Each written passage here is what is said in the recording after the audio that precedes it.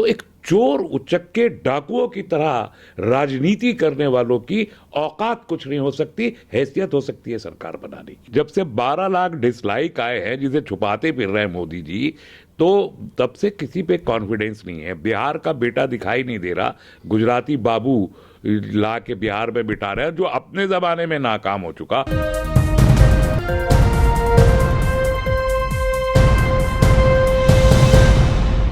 इस वक्त हम मौजूद हैं पटना में। हमारे साथ एसडीपीआई के सेक्रेटरी तस्लीम रहमानी साहब हैं। बिहार में जिस तरह से अब इलेक्शन अपने ज़ोरों पर है, टिकट का बंटवारा भी चल रहा है, उसके अलावा अभी तक हालांकि कई गठबंधनों की अगर बात की जाए तो पूरी तरह से अभी फाइनलाइज नहीं हुआ है, लेकिन एसडीपीआई ने एक प्रेस कॉन्फ्रेंस की थी कल, और उसमें जिस तरह से पप्पू यादव के साथ लड़ने की बात कही थी, और भीम आर्मी के चंद्रशेखर भी आए थे प्रेस कॉन्फ्रेंस में, और उसके अलावा और इनके जरिए जद्दोजहद चल रही है।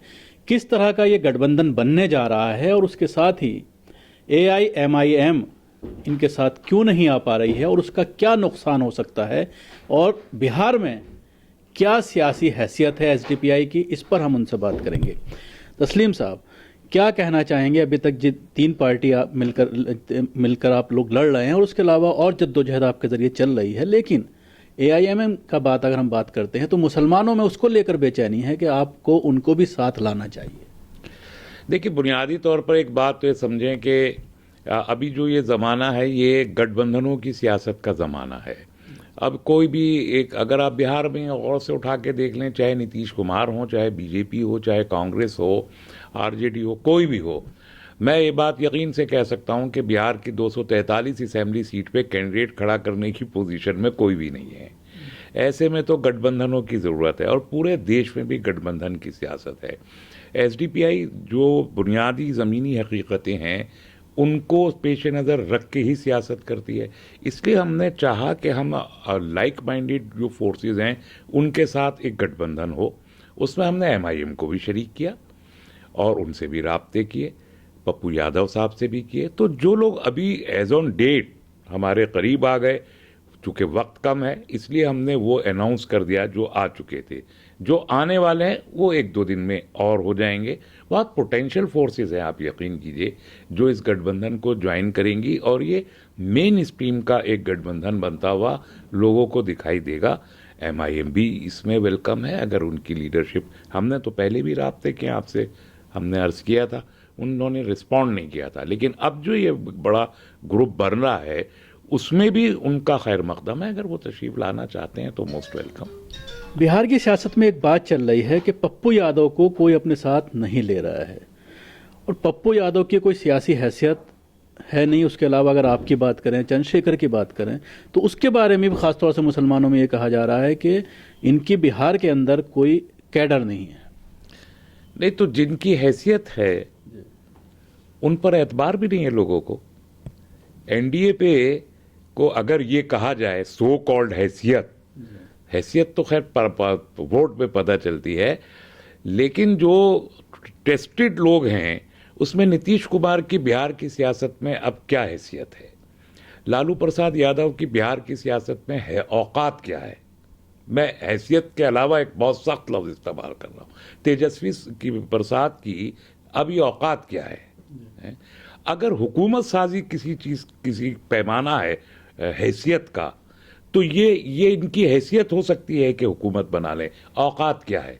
जराइम पेशा लोग हैं, क्रिमिनल्स हैं, करप्ट है, जिन्होंने अपनी स्टेट के लोगों के से झूठ बोल के उनके वोटों को छीना, उनको ठगा, और वो ठगी करके उसके बाद लाखों करोड़ रुपया, अब जो बिहार के अवाम का हक था, उनके हक हलाल की कमाई के पैसे से दिए हुए टैक्स का पैसा था, उसे आपने चोरी कर लिया।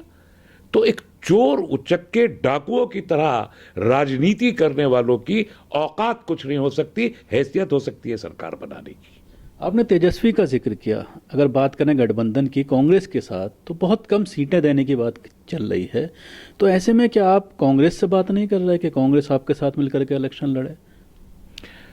दूसरे लोग हैं कांग्रेस के, कुछ लोगों से कुछ और लोग हैं, अब मैं इस वक्त नाम लेना मुनासिब नहीं, चूंकि 2-3 दिन का ही वक्त है ये सब मूवमेंट का, लेकिन कुछ लोग हैं। ये कांग्रेस को कंसीडर करना है। कांग्रेस बहरहाल मुल्क की एक बड़ी पार्टी, दूसरे नंबर की पार्टी आज भी समझी जाती है, तो उसको अपना स्टेटस मुल्क की पॉलिटिक्स में क्या रखना है ये तो खुद कांग्रेस के लीडरशिप को तय करना पड़ेगा। ये जहां पर लालू प्रसाद यादव जेल में हो, उनके बेटे के पास कोई इनसिक्योरिटी, पॉलिटिकल इनसिक्योरिटी है, कितने केसेस हैं उनके ऊपर, कब बेटा जेल चला जाए, कब बेटी जेल चली जाए लालू जी की कुछ नहीं पता। ऐसी हालत में कांग्रेस के लिए एक बहुत बड़ा स्कोप है कांग्रेस में अपने बिहार में अपने रेनीसा का। ये अपॉर्चुनिटी भी अगर कांग्रेस इस्तेमाल नहीं करना चाहती तो इसका तो किसी के पास कोई इलाज है नहीं। लेकिन अगर वो चाहें तो कल पप्पू यादव जी ने प्रेस कॉन्फ्रेंस में कहा कि कांग्रेस आना चाहती है तो साथ आए। तो कांग्रेस की जिम्मेदारी है कि वो बिहार के अवाम के तई अगर कोई शनासी का कोई जज्बा है, कोई वफादारी उनमें है, तो वो खुद से आगे आके खड़े हों और लीड करें। सारे जितने ये अलायंसेस बन रहे हैं ये कांग्रेस के साथ आराम से चले जाएंगे। बिहार की जो बड़ी पार्टियां हैं, चाहे वो हम बीजेपी की बात करें, जेडीयू की बात करें, आरजेडी की बात करें, तो जिस तरह के मुद्दे उठाने चाहिए, खासतौर से विपक्ष की अगर हम बात करते हैं, आरजेडी की और कांग्रेस की बात करते हैं, तो कहा यह जा रहा है कि बहुत अच्छा मौका था यहाँ पर बिहार में। जिस तरह से अभी किसान आंदोलन शुरू हो गया, उससे पहले जिस तरह से कोविड के दौरान लाखों बिहार के मजदूर यहाँ पर पैदल चलकर आए, किस तरह के चीज़ें, शॉर्ट्स हमने आपको सब अपने दर्शकों को दिखाए, उसके बावजूद विपक्ष जो है मुद्दों को भुना नहीं पा रहा है। सही, बिल्कुल सही आपने फरमाया। अभी थोड़ी देर पहले भी कुछ इंटेलेक्चुअल्स के साथ बात हो रही थी, मुद्दों की भरमार है। और कोविड ने भी जो आपने मुद्दे बताए वो भी, उससे पहले के भी, यहाँ पर छोटी छोटी बच्चियों का एक ऑर्गेनाइज्ड रेप हुए हैं, स्कूलों के पैसे खा लिए गए, क्या कुछ नहीं हुआ। इतने मुद्दे होने के बावजूद, इसीलिए मैंने कहा कि या तो तेजस्वी को पता नहीं है कि मुद्दे क्या चीज़ होते हैं, या उनको ये नहीं पता कि वो कैसे रेस करने चाहिए, या वो ईमानदार नहीं है कि वो मुद्दे उठाने नहीं चाहते। बिहार के अवाम के लिए वो ईमानदार नहीं है, बेईमानी कर रहे हैं बिहार के अवाम से। तो ऐसे में बिहार का अवाम उनके साथ क्यों खड़ा हो?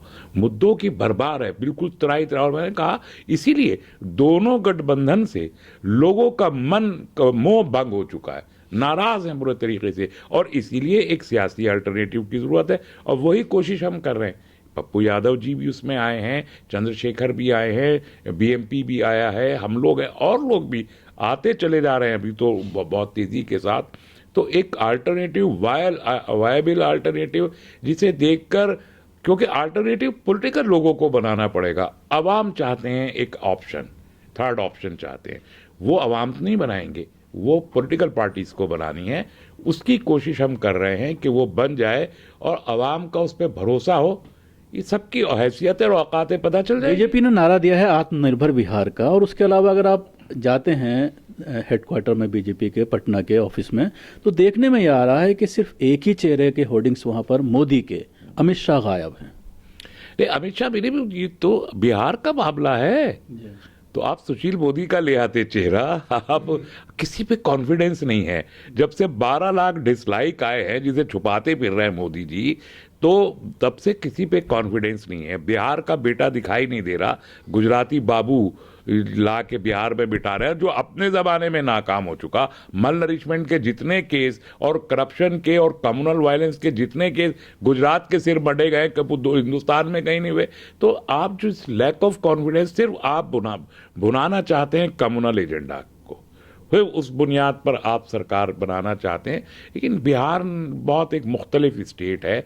आज तक इतने सख्त पोलराइजेशन के बावजूद बिहार में एक नंबर की पार्टी बनने के लिए भारतीय जनता पार्टी को बड़ी सख्त मेहनत करनी पड़ रही है।